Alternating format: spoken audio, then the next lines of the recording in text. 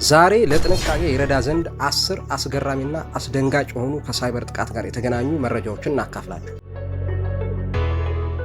የመጀመሪያው ዓለማችን በየ39 ሰከንድ አንድ የሳይበር ጥቃት ታስተናግዳለች። በ24 ሰዓት ውስጥ በሺዎች የሚቆጠር የሳይበር ጥቃት አለ እንደማለት ነው። ሁለተኛው 95% የሳይበር ጥቃት ዋና ምክንያት የሰው ስህተት ላይ የተመሰረተ ነው። አንድ የተሳሳተ ክሊክ ሚሊዮን ዶላር ኪሳራ ሊያደርስ ይችላል በአንድ ሰው ስህተት። ይህ ማለት አንድ ሰው የሆነ ድርጅት ላይ ወይም ተቋም ላይ ለሚደርሰው የሳይበር ጥቃት መግቢያ በር ወይም መከላከያ ምሽግ ሊሆን ይችላል። ሶስተኛ 75% የዳታ ዘረፋ ላይ ያነጣጠሩ የሳይበር ጥቃቶች ወደ ጥቃት ኢላማው የሚገቡት በኢሜል በኩል ነው። በሌላ አገላለጽ የኢሜል ኢንቦክሳችን የጦር ሜዳ ነው ብንል ይቀላል። አራተኛ 43% የሳይበር ጥቃቶች ኢላማቸው ትንንሽ የቢዝነስ ተቋማት ናቸው። በዚህ ምክንያት ወደ ገበያ ከሚገቡ ትንንሽ ቢዝነሶች ውስጥ 60%ዎቹ በሚደርስባቸው የሳይበር ጥቃት ምክንያት በ6 ወር ውስጥ ከስረው እንደሚዘጉ ጥናቶች ያሳያሉ። አምስተኛ 86%ዎቹ የሳይበር ጥቃቶች የሚፈጸሙት ገንዘብ ለማግኘት ሲሆን ከነዚህ ጥቃቶች ጋር በተያያዘ 4 ሚሊዮን ፋይሎች በየቀኑ ይዘረፋሉ። ስድስተኛ ማይክሮሶፍት ወርድ፣ ማይክሮሶፍት ፓወርፖይንት እና ኤክሴል ሃከሮች ማሊሸስ የሆነ ፋይል ደብቀው ጥቃት ለማድረስ የሚጠቀሙባቸው ዋነኛ የፋይል አይነቶች ናቸው።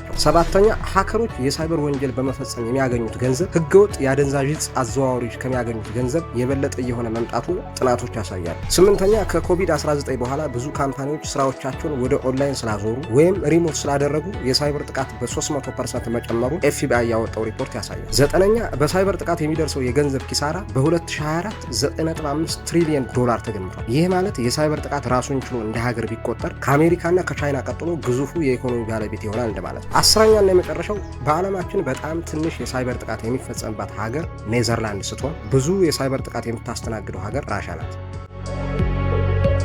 አሁን ካወራናቸው መረጃዎች በመነሳት የሳይበር ጥቃት እየጨመረ ያለ ነገር ሲሆን የሚመጣልንን ኢሜል ሁሉ ሳናጣራ ባለመክፈት፣ የሚደርሱንን ሊንኮች ሁሉ ሳናረጋግጥ ባለመጫን፣ ጠንካራ ፓስወርድ በመጠቀም የምንጠቀማቸውን ሶፍትዌሮች ሁሉ አፕዴት በማድረግና ይህንን ቪዲዮ ሸር በማድረግ ራሳችንን ከሳይበር ጥቃት መከላከል እንችላለን። የዲጂታል ህይወታችንን የሚታደጉ የሳይበር ሴኩሪቲ መረጃዎችን ለማግኘት ደግሞ ይህንን ቻናል ሰብስክራይብ ማድረግ አይርሱ። መልካም ጊዜ።